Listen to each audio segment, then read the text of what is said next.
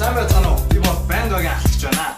Өнөөдөр замбас бид нар болж удахгүй буруу зүйлсээ дандаа төр тас руугаа чигдэг боловч өөрчлөлтийг яагаад өөрөөсөө их болдгоо бэ гэдгээ бодож үзэдгүй бололтой.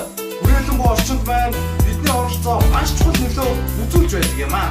Хөгжил бол бүү үнээс эхэлдэг. Өвөн бол өөрчлөлтөөс эхэлдэг. Энэ бол таны ч зуршил, миний ч зуршил.